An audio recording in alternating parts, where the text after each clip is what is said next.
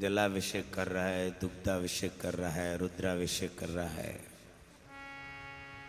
लेकिन भगवान शंकर से हमको सीख लेनी है। शंकर भगवान का परिवार महान बताया है। अन्य देव देव हैं, शंकर महादेव हैं, उनका परिवार महान है। महान क्यों हो गया? जय श्री श्याम। क्योंकि उनके परिवार में विवाद नहीं है, संवाद है, सत्संग है। जहाँ सत्संग है वहाँ परिवार अपने आप ही महान हो जाएगा। क्योंकि भगवान शंकर के परिवार में जितना विरोधाभास है, उसके बावजूद भी प्रेम है।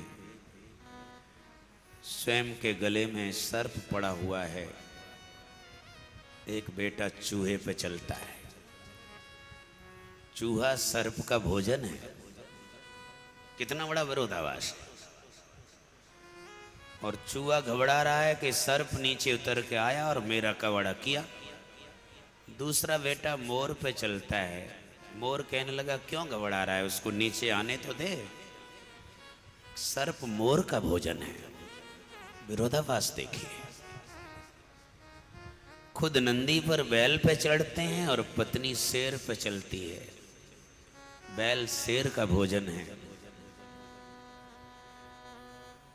माता रानी दुर्गा अन्नपूर्णा है और शंकर भगवान भिक्षुक हैं, भिखारी हैं। पूरा विरोधाभास।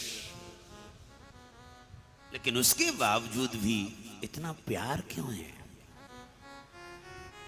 क्योंकि वहां विवाद नहीं है, संवाद है, सत्संग है। निरंतर सत्संग करते हैं शंकर भगवान। कल भी मैंने आपको बताया था कि श्रावण मास इसलिए इसका नाम पड़ा है क्योंकि शंकर भगवान को सबसे ज्यादा प्रिय है तो भगवान की कथा प्रिय है। कथा श्रवण करने से ही श्रावण मास पड़ा है। इसलिए ऐसे श्रावण मास में राम मंदिर में बैठ के हम तुम लोग भगवान की कथा का गान और पान कर रहे हैं। इस शंकर भगवान के सानिध्य में आके जानवर भी आपस में प्यार करते हैं, तो फिर हम तुम कौन से खेत की मूली हैं? हम शंकर भगवान पर लोटा चढ़ा रहे हैं, जलाभिषेक कर रहे हैं, रुद्राभिषेक कर रहे हैं, लेकिन एक दूसरे से ईर्ष्या कर रहे हैं। वही मनुष्यता है, द्वेष है। फिर लोटा चढ़ाने से फायदा क्या है? शंकर भगवान के सानिध्य में आकर तो जानवर भी आपस में प्यार करते हैं। शंकर भगवान की सेवा की हमने, 1 महीने तक उनका जलाभिषेक, रुद्राभिषेक किया, दुग्धाभिषेक किया, लेकिन आपस में प्यार नहीं हुआ। तो ये भगवान भोलेनाथ की भक्ति नहीं है। भोलेनाथ कह रहे हैं जल चढ़ाओ मत चढ़ाओ, दूध चढ़ाओ मत चढ़ाओ, लेकिन आपस में प्यार करने लग जाओ। इसी से मैं आपकी भक्ति से प्रसन्न हो जाऊंगा। आप सबसे प्यार।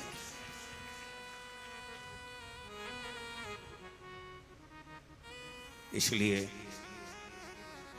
ये सब बीमारी, ईर्ष्या, द्वेष, राग, वैमनस्यता दिमाग में से कब निकलेंगी? इसके लिए सत्संग की आवश्यकता है, कथा की आवश्यकता है। इसलिए शंकर भगवान को भगवान की कथा प्रिय है। कथा श्रवण करते हैं। श्रवण करने से ही श्रावण मास इस महीने का नाम पड़ा है।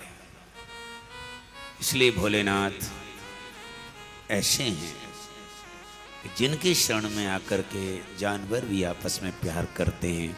और हम 1 महीने पूरी उनकी सेवा कर रहे हैं, जलाभिषेक कर रहे हैं, रुद्राभिषेक कर रहे हैं, लेकिन आपस में ईर्ष्या है, द्वेष है, वैमनस्यता है। तो फिर ये लोटा चढ़ाने से फायदा क्या है? ऐसे भोलेनाथ को नमन करके, याद करके श्रावण मास में राम मंदिर के भवन में बैठ करके, हम सत्संग भवन में बैठ के हम उस भगवान की कथा का गान और पान कर रहे हैं।